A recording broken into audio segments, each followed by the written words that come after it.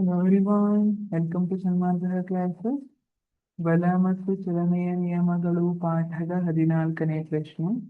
100 KG ದ್ರವ್ಯರಾಶಿಯನ್ನು ಹೊಂದಿರುವ ವಸ್ತು 6 ಸೆಕೆಂಡ್ಗಳಲ್ಲಿ 5 ಮೀಟರ್ ಪರ್ ಸೆಕೆಂಡ್ನಿಂದ 8 ಮೀಟರ್ ಪರ್ ಸೆಕೆಂಡ್ ವೇಗಕ್ಕೆ ಸರಾಗವಾಗಿ ವೇಗಗೊಳ್ಳುತ್ತಿದೆ.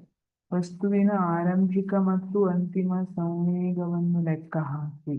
ಅಲ್ಲದೆ ವಸ್ತುವಿನ ಮೇಲೆ ಪ್ರಯೋಗಿಸಲಾಗುತ್ತಿರುವ ಬಲದ ಪ್ರಮಾಣವನ್ನು ಕಂಡುಹಿಡಿ.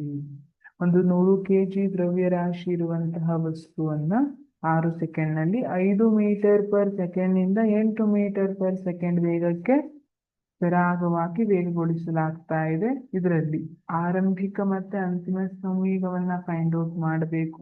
ವಸ್ತುವಿನ ಮೇಲೆ, ಆ 100 ಕೆಜಿ ದ್ರವ್ಯರಾಶಿ ಇರುವಂತಹ ವಸ್ತುವಿನ ಮೇಲೆ ಎಷ್ಟು ಬಲ ಪ್ರಯೋಗ ಆಗ್ತಾ ಇದೆ ಅದನ್ನು ಕಂಡುಹಿಡಿಯಬೇಕು. ಸರಿ, m is equal to 100 KG, ಸಮಯ 6 ಸೆಕೆಂಡ್. ಇಲ್ಲಿ ಯು ಏನಿದೆ, ಆರಂಭಿಕ ವೇಗ ಏನಿತ್ತು, 5 ಮೀಟರ್ ಪರ್ ಸೆಕೆಂಡ್ ವೇಗದಲ್ಲಿ ಹೊರಟಿತ್ತು. V is equal to 8 metre per second ವೇಗವನ್ನ ತಲುಪಿದೆ. ಹಾಗಿದ್ರೆ ಆರಂಭಿಕ ಸಂವೇಗ P1 ಅಂತ ಇಟ್ಕೊಳ್ಳೋಣ, ಅಂತಿಮ ಸಂವೇಗ P2 ಅಂತ ಇಟ್ಕೊಳ್ಳೋಣ. ಇದನ್ನ ಲೆಕ್ಕ ಹಾಕಬೇಕು. ಹಾಗೆ ಬಲದ ಪ್ರಮಾಣವನ್ನ ಕೂಡ ಲೆಕ್ಕ ಹಾಕಬೇಕು. ಸರಿ, P1 is equal to m into U ಅಂತ ಬರೀತೀನಿ. ಯಾಕೆ? P1 ಅಂದ್ರೆ ಆರಂಭಿಕ ಸಂವೇಗ. ಆರಂಭಿಕ ಸಂವೇಗ ಇಸ್ ಈಕ್ವಲ್ ಟು ದ್ರವ್ಯರಾಶಿ ಇಂಟು ಆರಂಭಿಕ ವೇಗ. ಆರಂಭಿಕ ವೇಗ ಅಂದ್ರೆ ಯು. ಹಾಗಾಗಿ 100 KG into 5 metre per second, 500 KG metre per second ನಮಗೆ ಆರಂಭಿಕ ಸಂವೇಗ ಸಿಕ್ಕಿದೆ.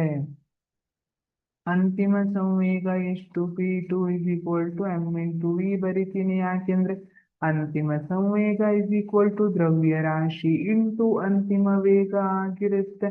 ಹಾಗಾಗಿ 100 ಕೆಜಿ ಇಂಟು ವಿ ವ್ಯಾಲ್ಯೂ ಎಷ್ಟಿದೆ?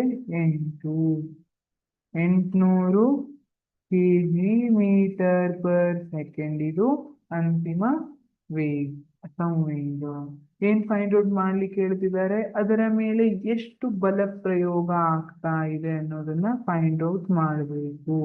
ಹಾಗಾಗಿ F is equal to M into A. ಆದ್ರೆ ನಮಗೆ ವೇಗೋತ್ಕರ್ಷ ಗೊತ್ತಿಲ್ಲ. ನಾನೇನ್ ಬರೀಬಹುದು? M into V minus U divided by T ಅಂತ ಬರೀಬಹುದಲ್ವಾ? ವೇಗೋತ್ಕರ್ಷವನ್ನ V minus U divided by T ಅಂತ ಬರೀಬಹುದು. ಹಾಗಾಗಿ m is equal to 100 KG into V minus U ಏನಿದೆ 8 minus 5 divided by 6. 100 into 3 divided by 6.